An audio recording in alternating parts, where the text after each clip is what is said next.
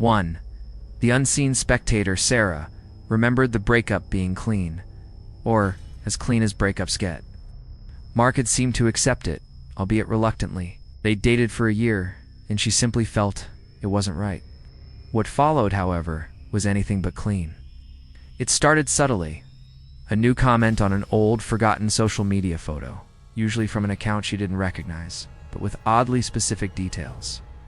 Remember this picnic, your favorite blanket? Or that cafe had the best lattes, just how you like them? Then came the chance encounters, at a regular coffee shop, a new gym she'd just joined, even the obscure grocery store she frequented late at night. Each time Mark would be there, a wide, unsettling smile on his face, claiming it was just a coincidence. The chilling realization dawned when she received a package. Inside was a tiny, intricate birdhouse, a replica of the one in her backyard. Attached was a note. Saw you were having trouble with the Wren family. Thought this might help. I miss watching them with you. Her blood ran cold. The Wren family had just moved into her yard, and she hadn't told anyone. There was no public record, no social media post. He had been watching her home. She changed her locks, installed security cameras, and even got a new phone number. But the feeling of being watched never left. Sometimes, she'd wake up in the dead of night, convinced she heard a faint clicking sound outside her window, like a camera shutter. She'd look out, seeing nothing but shadows, but the gnawing fear remained. The horror wasn't in the physical threat, but in the absolute erasure of her privacy, the constant suffocating knowledge that somewhere, always, an unseen spectator was observing her life. 2. The digital puppet master. Liam had thought he was good at protecting his digital footprint.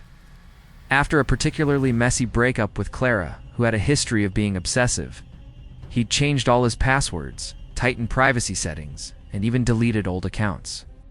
He thought he'd built an impenetrable fortress. He was wrong. It began with his friends receiving strange, out-of-character messages from him. Hey, can you lend me money urgently? My bank account is frozen. I just had the craziest thought. Tell everyone about that embarrassing thing Liam did in college. He'd get calls from confused friends, asking what was going on. He'd frantically assure them it wasn't him. Then came the targeted attacks. His work emails started getting flagged for containing malware. His online dating profiles were filled with offensive messages and inappropriate photos. His entire digital life was being systematically dismantled, his reputation tarnished by an invisible hand. He spent weeks trying to trace the source, hiring cybersecurity experts, but Clara was always 2 steps ahead. She used burner accounts, VPNs, and techniques that left no trace. The true terror manifested when she sent him a screenshot. It was of his computer screen live. He saw his own mouse cursor moving, his files opening and closing, his private messages scrolling past. She wasn't just observing, she was controlling. She was a digital puppet master, pulling the strings of his entire online existence, forcing him to watch as his life unraveled, powerless to stop her. The world had become her stage, and he, her unwilling performer. 3. The caring shadow. Emily broke up with David because he was suffocatingly possessive. Promised to change, pleaded, but she held firm. For a few weeks there was silence. Emily felt a cautious relief. That relief was short-lived, replaced by a creeping dread. It started with small, thoughtful gestures. Flowers left on her doorstep with no card, but always her favorite type. A new, obscure book she'd mentioned wanting to read, mysteriously appearing on her desk at work.